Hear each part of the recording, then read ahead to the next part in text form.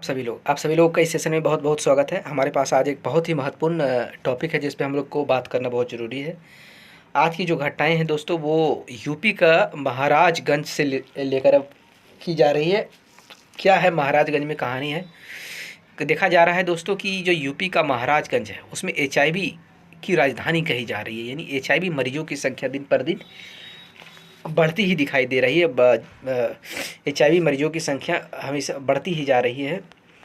UP के महाराजगंज में एक महीने में लगभग 14 लोगों को HIV पॉजिटिव मिले हैं, देखे गए हैं। और पूरे ज़िले में 2360 ऐसे मरीज हैं जिनका HIV पॉजिटिव है। महाराजगंज जिले में बीते एक महीने में 14 लोगों में HIV की पुष्टि हुई है। इनमें एक गर्भवती महिला भी शामिल है। जिले में अब मरीजों की संख्या बढ़कर 2360 हो गई है। ये सभी पीड़ित ART सेंटर से दवा ले रहे हैं। दोस्तों चर्चा में क्यों है दोस्तों, इसमें हम बात करेंगे। महाराजगंज जिले में बीते एक महीने में 14 लोगों में HIV की पुष्टि हुई है।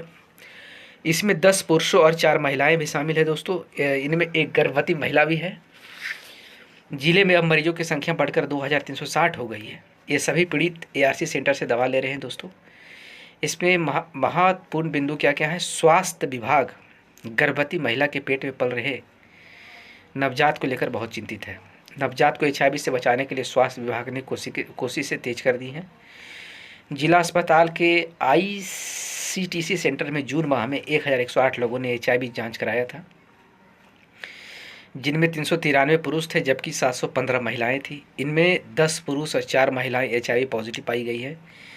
ऐसे में जिले में अब HIV पीड़ितों की संख्या बढ़ गई है। इन सभी को हर माह ART सेंटर आकर दवा लेने की सलाह दी गई है। दोस्तों HIV पीड़ितों की होती है CD4 जांच। क्या है CD4 जांच? HIV पीड़ितों की समय समय पर CD4 जांच कराई जाती है ताकि उनके स्वास्थ्य में कोई गड़बड़ी ना हो। दोस्तों इसमें यह ध्यान दिया जाता है कि मरीज का CD4 350 न्यूल से कम होना चाहिए। यदि ऐसा होता है तो उन्हें पौष्टिक आहार लेने की सलाह दी जाती है। 350 से अगर CD4 350 न्यूल से कम होता है तो उसे पौष्टिक आहार देने की सलाह दी जाती है। HIV संक्रमण के कारण क्या है, फैलते कैसे?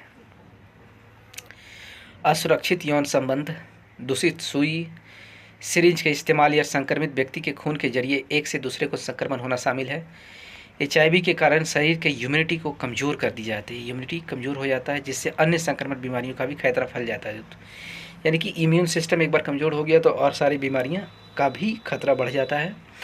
HIV संक्रमित होने के क्या क्या लक्षण हैं?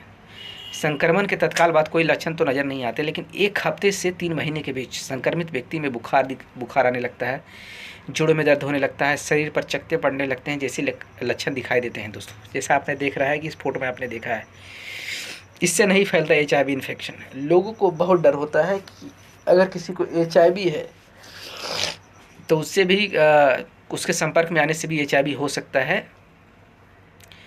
इससे नहीं फैलता HIV इन्फेक्शन। क्या क्या है? संक्रमित व्यक्ति से हाथ मिलाने पर HIV नहीं फैलता है, उसके साथ सफ़र करने पर HIV नहीं फैलता है,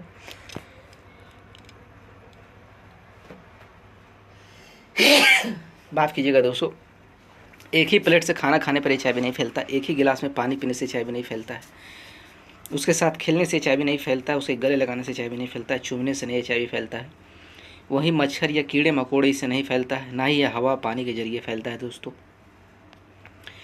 HIV संक्रमण से कैसे करें बचाव, इसका क्या है उपाय? HIV संक्रमण को रोकने के लिए कोई टीका नहीं अभी तक बनाया गया है, लेकिन HIV एड्स का कोई पुख्ता इलाज भी नहीं है। दोस्तों आप कुछ उपायों का पालन करके खुद को और दूसरे को संक्रमित से बचा सकते हैं, ये जरूर है।